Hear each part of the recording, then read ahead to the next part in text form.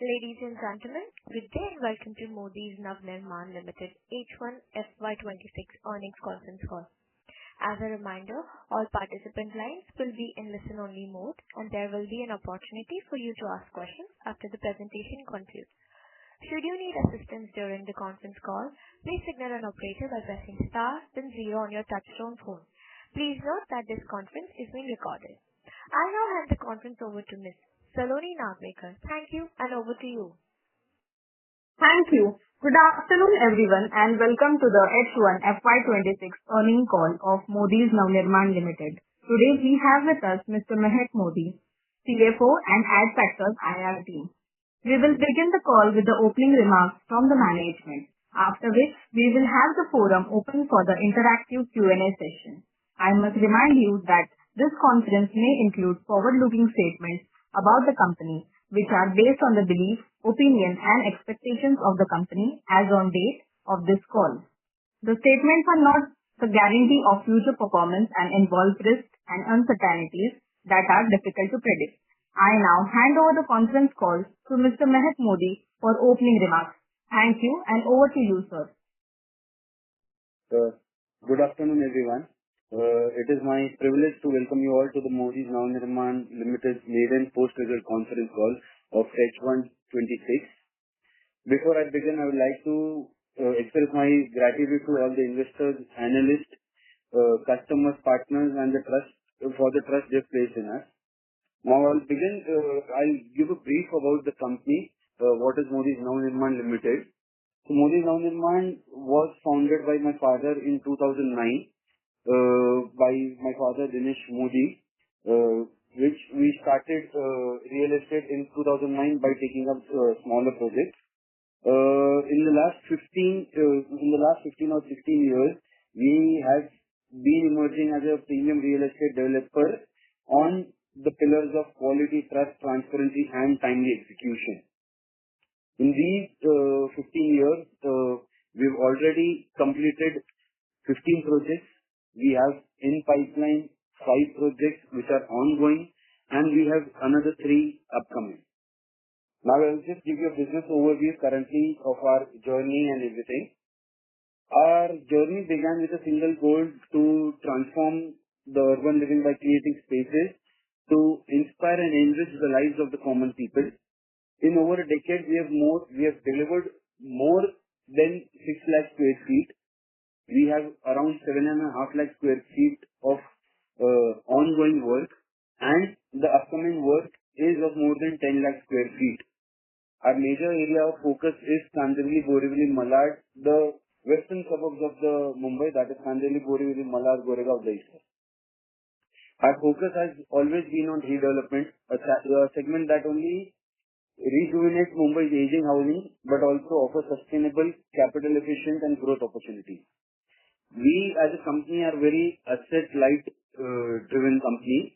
We go into a redevelopment basis wherein it is a partnership it goes in the partnership model wherein of the society gets an X percentage and the balance we get for sale.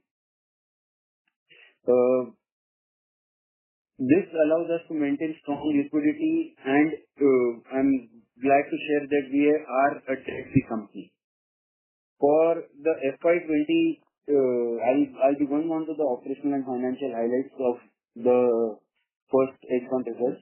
The FY25-26 started on a strong note. During the first half, we have achieved a revenue of 83.39 crores. It has been an 128% year-on-year growth. Our EBITDA has been 16.04 crores, up by 164% of last year. And we have secured a PAT of 12 crores, up by 165%. I would just like to share that the PAT which we have shown in this H1 is the same result what we showed in the whole of the financial year last year, financial year. So we made a profit of around 12 CR last year, and we have shown H1 result of 12 CR this year. The performance only reflects not just growth in numbers, but strength of our execution, financial prudence, and brand trust that we have built over the years. In this period, we have successfully handed over in the first H1 Rashmi Vasudev, a project in Borivali with a 90-unit premium residential tower, further enforcing our commitment on on-time delivery. Our major USPs have been on-time delivery, timely possession, good construction and management. The strategic milestones which we have achieved in the first half of 25-26 is we have successfully merged our subsidiary company of Shri Modi's Navnirman Private Limited within our listed company. We have been one of the first in the last few years in the fast track merger. We have been the first company since 2017 to get an approval within 3 months from the registration of companies. We are also in the progress of migrating from BSE SME platform to the main board of BSE and NSE, a proud moment that will enhance liquidity, visibility and credibility with the institutional investors. The company remains debt-free, reaffirming our disciplined financial planning and asset-light philosophy. We are establishing our own foundation, the Modi's Navnirman Foundation, to promote sustainability, education and community development, underscoring our long-term commitment to ESG and social responsibility. Now, I would like to give you the industry perspective. The Indian real estate sector is on the cusp of a structural growth cycle, with urbanization expected to rise from 37 to 53% by 2050, infrastructure exceeding up to USD of 2.4 trillion. The sector is poised to become industry of 5 to 10 trillion by 2047. In this dynamic environment, organized and transparent developers like Modi's Navnirman Limited will be key beneficiaries. Our deep presence in Mumbai's high-demand western suburbs position us perfectly to capture this opportunity. Going ahead, our focus is going to be will remain on strengthening our redevelopment portfolio through strategic partnerships. We currently have been in discussions with near about 5 to 7 societies, wherein we are in the top 3 categories for getting selected as the preferred developer. We want to maintain a financial prudence and a healthy balance sheet. Our major focus is profitability growth with improved return ratios and embedding us to use the ESG and technology-driven processes to enhance stakeholder value. With a robust project pipeline, strong execution capabilities, and unwavering customer trust, we are confident of sustaining the growth momentum in the coming quarters. Now, before we open the floor for questions, I would like once again to thank all the stakeholders, Adfactors, PR, investor relation teams, our partners, and the Chorus conference team, and every member of Modi's Navnirman family for the continued support. At Modi's Navnirman, we believe we just don't build walls, we build homes that embody our warmth, purpose, and progress. Thank you. Now I open the floor for any questions which anyone has. Thank you. We will now begin the question and answer session. Anyone who wishes to ask a question may press star and 1 on their touchtone phone. Participants are requested to use handsets while asking a question. Ladies and gentlemen, we will wait while the question queue assembles.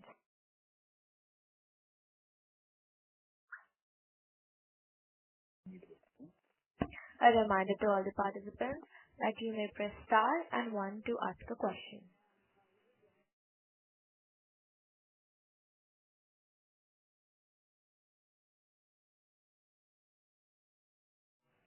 A reminder to all the participants that you may press star and 1 to ask a question. The first question is from the line of Vikrant Sahu from RK Advisory. Please go ahead. Very good afternoon, team. So, just wanted to ask, are there any plans to enter new micro markets within Mumbai metropolitan region? beyond the western suburbs, and what are the criteria will drive these decisions? Yeah, we are planning to expand into the other regions. We have we have ongoing talks with different regions of MMR, wherein we are placed at the top three categories and everything. So we are planning to expand our portfolio from the western suburbs to the other areas of MMR. What is the current status of the approvals for your upcoming projects, and how do you manage regulatory lead times to ensure smoother execution? Currently, out of three projects, two projects we have already got approvals of everything, and so in redevelopment we go by a society that once we get all the approvals, we tell the society to vacate, and then demolition we start. So out of the three projects, two projects we have got all the approvals, and the vacation date was 1st November of this month. So both the societies have been vacated, and the demolition process and everything will start in due course within a month or within this month. And the third project has gone into an approval stage. It has started all the the approval stages goes through BMC, the Bruhan Mumbai Corporation of Mumbai. So it goes from there, and all the approvals are received from the Commissioner of Bombay. Okay, got it. One more question I have. Like the company state it's a debt free in H1 FY26. Could you provide more on the balance sheet strength, working capital cycle, and planned capex, like the pipeline funding? The pipeline funding, we are majorly the funding, we don't take any project finance, we don't do anything. Our major focus is being profitable in terms of delivering the projects, selling of the projects, and using that funds only to churn into the new projects and everything. Okay, got it. So that is how that is why we are debt free, because our major plus point is timely completion. So if our projects don't go beyond the timeline of 2 years. Okay. So in 2 years, the churning amount, the cycle of fund movements is very easy.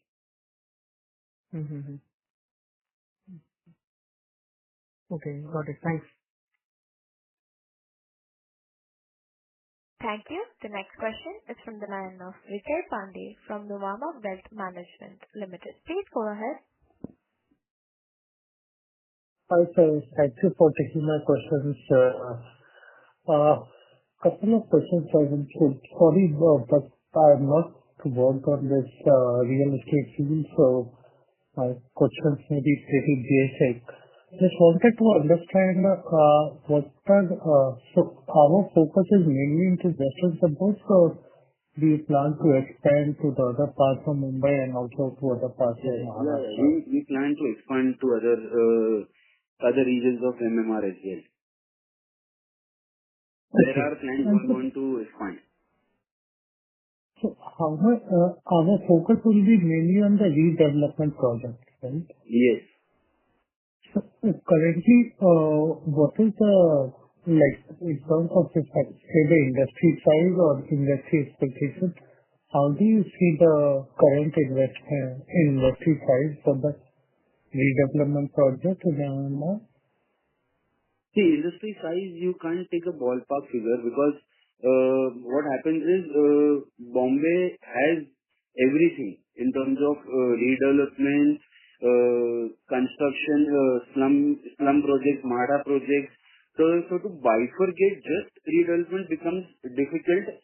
So, that just redevelopment is difficult in terms of sizing the portion of it. Okay.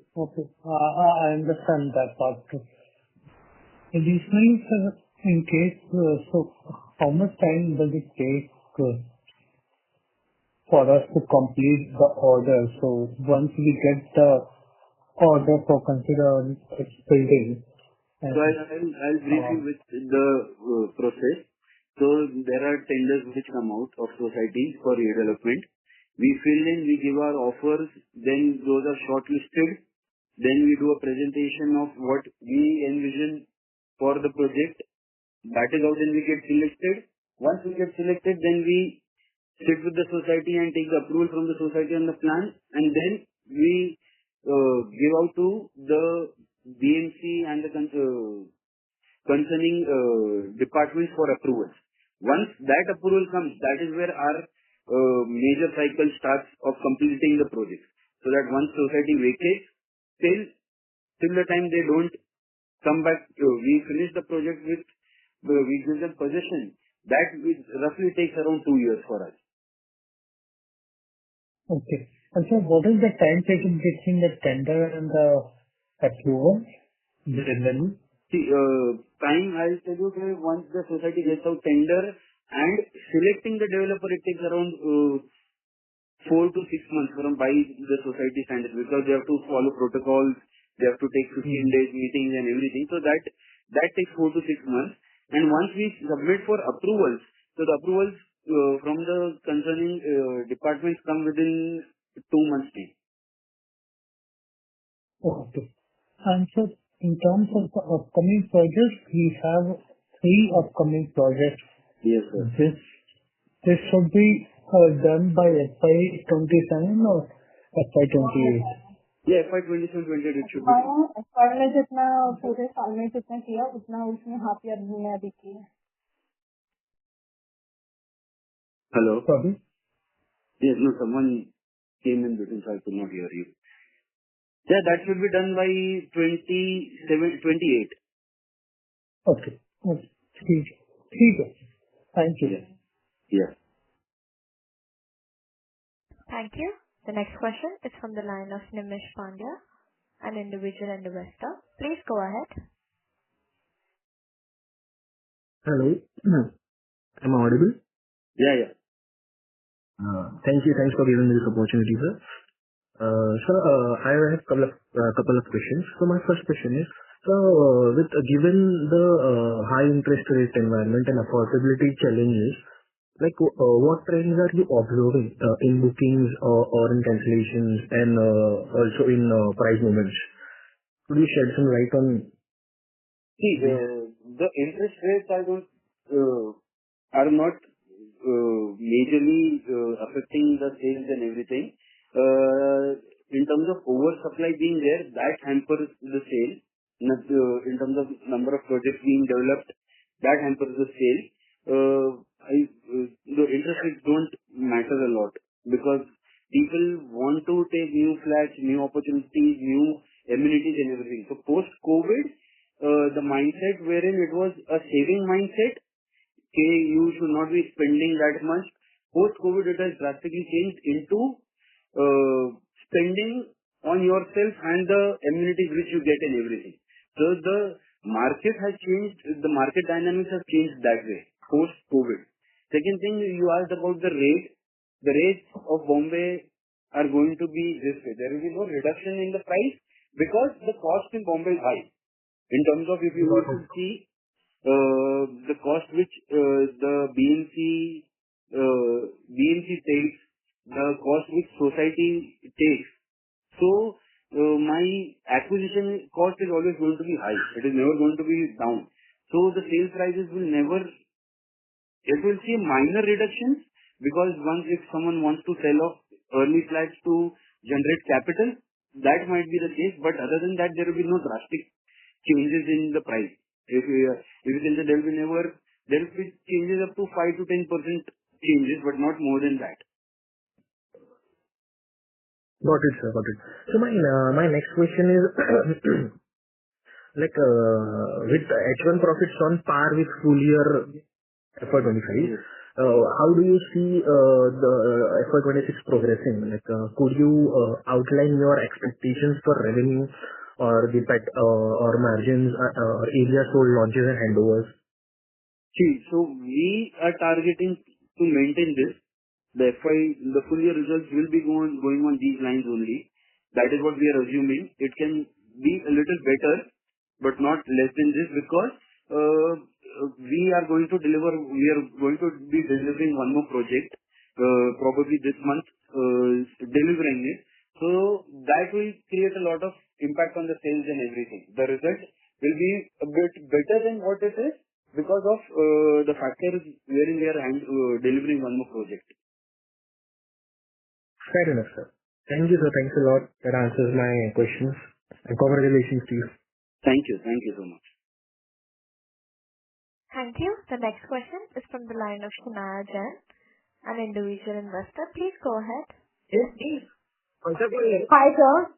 Hello. Just one question. Like, what are your pricing assumptions for the upcoming launches? Like, do you anticipate any change in the average ticket size or a shift in product mix? For instance, towards more premium or mid-income projects?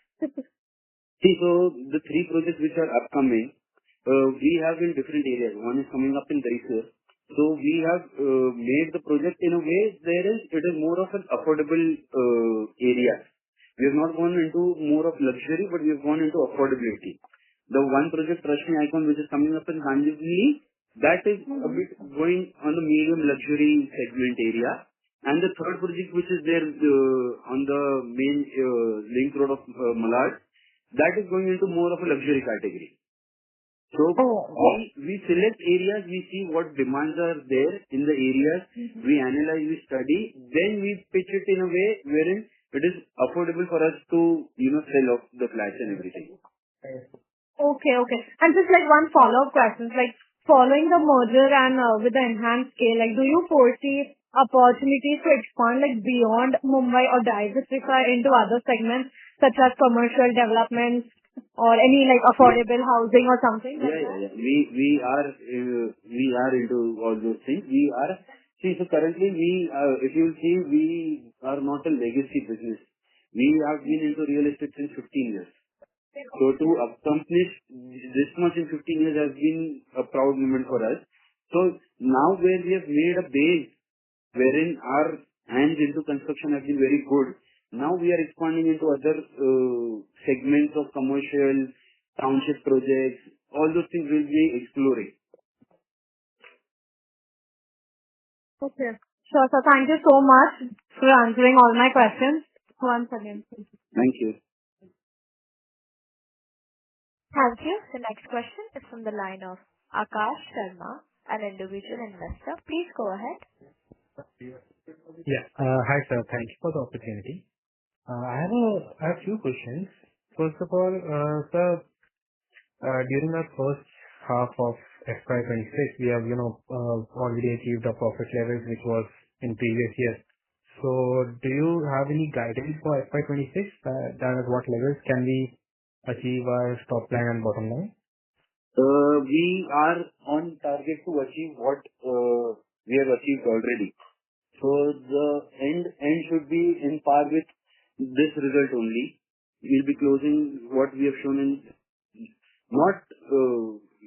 we'll not be showing less because in terms of we'll be completing one more project in Rashmi Celestia. We'll be handing over. So that will be boosting the results and the sales and profits. Okay. I thought that usually the second half is robust for us because there are no monsoon, because first half it usually gets affected of monsoon. So I thought that H2 would be better than H1. Yeah, it will be better. It will be better. My only point is the monsoon does not affect the results or the sales nowadays. Monsoon point of view, I don't think there's any issue. So in Bombay, the whole year is season. Got it, sir.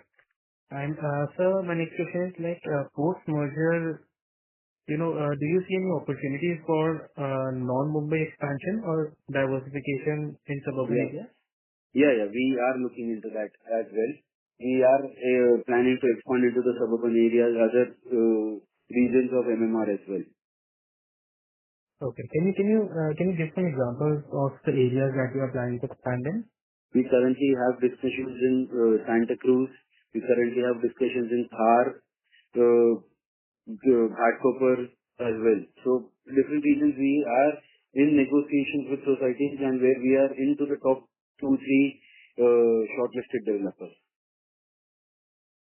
Okay. And sir, usually in these areas that you have mentioned, there are many developers that are, either redeveloping the buildings or are launching large volumes. of new projects. So just want to know that how do you see the competition for this? Sorry, I could not get your question. Sorry. Okay. So basically, sir, the areas that you have mentioned, such as Santa Cruz or Khar, there are many developers who are either redeveloping the existing buildings or are, launching new projects. So just wanted to know how do you see the competition? See, competition is there in Bombay, but it all depends on your execution skills. So that has been a plus point wherein in 15 years we have already executed 15 projects. So our execution skills in terms of other developers have been far better. And in Bombay, there are very few reputed developers with a brand name and with a track record of delivering it. So there are a few which will be competitive with us. Not all developers you can compare it with us because a lot of them are small scale developers, wherein they only do one project at a time or that way. Got it, sir. Yeah. That's all from my side. Thank you so much. Thank you.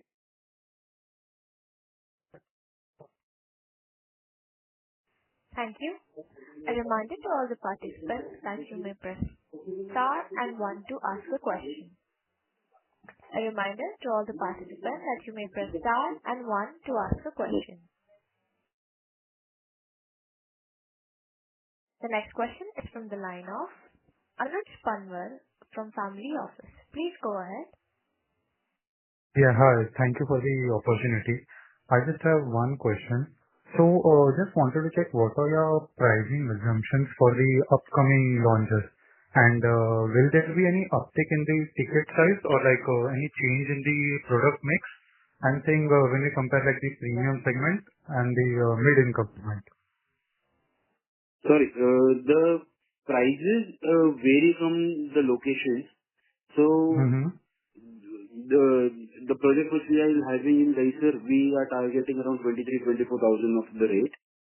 The one in Kandivali, we are having an assumption of around our starting prices, our launch prices will be around 27,000-28,000. And the one in Malad, which will be coming up in the probably the first quarter of next year, will be starting at 30,000. So it varies from location to location, what we have in mind and what ticket size. Like I've already told, the Daisar will be more affordable. The second project will be little bit into the luxury segment, and the third project is luxury segment. Okay, understand. That was helpful. Thank you.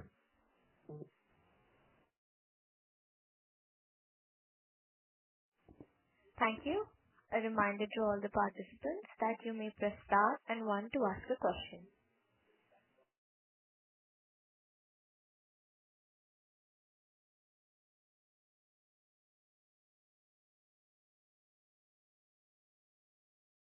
A reminder to all the participants that you may press star and one to ask a question.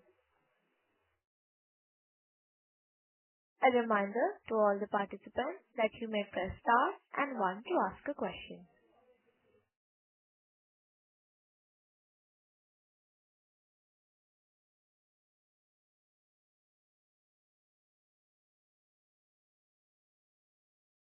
The next question is from the line of Rohan Mehta, an individual investor. Please go ahead.